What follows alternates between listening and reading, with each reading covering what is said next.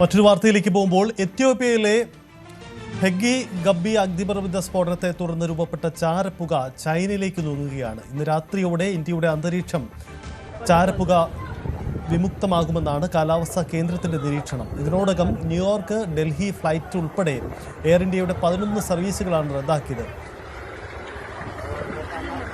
Akash air, IndiGo, KLM എന്നീ കമ്പനികളും ചില സർവീസുകൾ റദ്ദാക്കി. നിരവധി വിമാനങ്ങളാണ് വഴിതിരിച്ചുവിടുന്നത്. 100 മുതൽ 120 കിലോമീറ്റർ വേഗതയിൽ 15,000 മുതൽ 25,000 അടി ഉയരത്തിലാണ് ചാരമേഘങ്ങൾ സഞ്ചരിക്കുന്നത്. ഏഷ്യയിലെയും മിഡിൽ ഈസ്റ്റിലെയും വ്യോമഗതാഗതത്തെ ചാരപ്പുക സാരമായി തന്നെ ബാധിച്ചിട്ടുണ്ട്.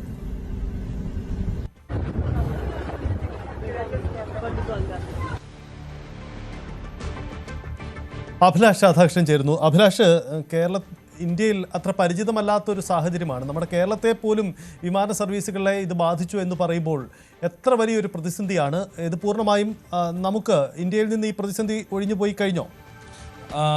സജിത്ത്, ഇന്ത്യയിൽ നിന്ന് ഇന്ന് രാത്രി ഒരു ഏകദേശം 7:30 മുതൽ 8 മണിയോടുകൂടി തന്നെ ഈ ചാരപ്പുകയെല്ലാം ഇന്ത്യയിൽ നിന്ന് ചൈനയിലേക്ക് പോകുമെന്നുള്ളതാണ് കാലാവസ്ഥാ കേന്ദ്രത്തിന്റെ നിരീക്ഷണം വന്നിരിക്കുന്നത്. അങ്ങനെയാണെങ്കിൽ ഇന്ന് രാത്രിയോടുകൂടി തന്നെ വ്യോമഗതാഗതം ഇന്ത്യയിൽ നിന്ന് പുറത്തേക്കും മറ്റു രാജ്യങ്ങളിൽ നിന്നും ഇന്ത്യയിലേക്കുള്ള വ്യോമഗതാഗതം പൂർവ്വസ്ഥിതിയിലേക്ക് എത്തും എന്നുള്ളതാണ് നമുക്ക് മനസ്സിലാകുന്നത്.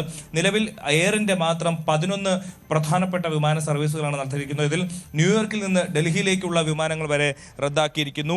മാത്രമല്ല, ന്യൂയോർക്കിൽ നിന്ന് ഡൽഹി, ദുബായിൽ നിന്ന് ഹൈദരാബാദ്, ദോഹയിൽ നിന്ന് മുംബൈ, ദുബായിൽ നിന്ന് ചെന്നൈ, ദമാമിൽ നിന്ന് മുംബൈ തുടങ്ങി പ്രധാനപ്പെട്ട ഹൈദരാബാദ്, ഡൽഹി രാജ്യത്തിനകത്തുള്ള വിമാന സർവീസുകളും പുറത്തുനിന്ന് രാജ്യത്തേക്കുള്ളതും ഇന്ത്യയിലേക്കുള്ളതും അടക്കമുള്ള നിരവധി വിമാന സർവീസുകളാണ് എയർ ഇന്ത്യ റദ്ദാക്കിയിരിക്കുന്നത്. മാത്രമല്ല, ആകാശ എയർ ചില വിമാനങ്ങൾ റദ്ദാക്കിയിട്ടുണ്ട്, ഇൻഡിഗോ റദ്ദാക്കിയിട്ടുണ്ട്, KLM റദ്ദാക്കിയിട്ടുണ്ട്. ഇങ്ങനെ നിരവധി വിമാന കമ്പനികൾ അവരുടെ സർവീസുകൾ നിലവിൽ നിർത്തിവെക്കേണ്ട സാഹചര്യമാണുള്ളത്.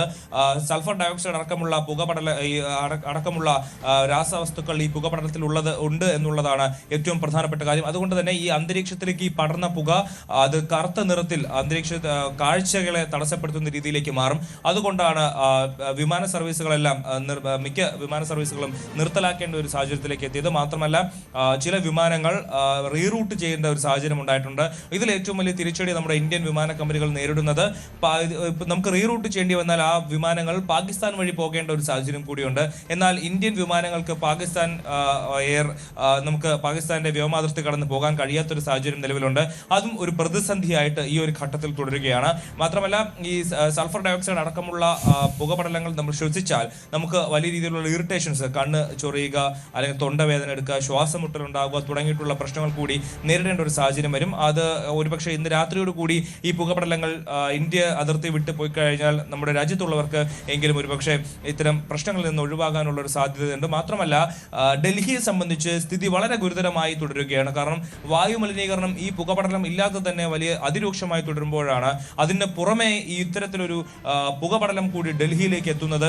അത് ഡൽഹിയിൽ താമസിക്കുന്ന ആളുകൾക്ക് വലിയ രീതിയിലുള്ള ആശങ്ക ഉയർത്തുന്ന കാര്യമാണ്. കാരണം വലിയ രീതിയിൽ ശ്വാസകോശ സംബന്ധമായ ബുദ്ധിമുട്ടുകളടക്കം അവിടുത്തെ ആളുകൾ നേരിടുന്നുണ്ട്. യമുന നദിയിലടക്കം പുകഞ്ഞു പൊങ്ങുന്ന ഒരു സാഹചര്യമുണ്ട്. അതിനിടയിലാണ് ഇത്തരത്തിൽ പുകപടലങ്ങളെല്ലാം അടക്കം മറ്റു രാജ്യത്ത് നിന്ന്, എത്യോപ്യയിൽ നിന്ന്, ആഫ്രിക്കൻ കൺട്രിയിൽ നിന്ന് കൂടി ഇന്ത്യയിലേക്ക് എത്തുന്നത്. വളരെ സ്ഥിതി ഗുരുതരമായ ഒരു അവസ്ഥയാണ്. മാത്രമല്ല, ഇപ്പോൾ രാജസ്ഥാൻ, പഞ്ചാബ്, ഗുജറാത്ത്, മഹാരാഷ്ട്ര തുടങ്ങിയിട്ടുള്ള സംസ്ഥാനങ്ങളിൽ ഈ പുകപടലങ്ങൾ വലിയ രീതിയിൽ പ്രശ്നമുണ്ടാക്കുന്നുണ്ട്.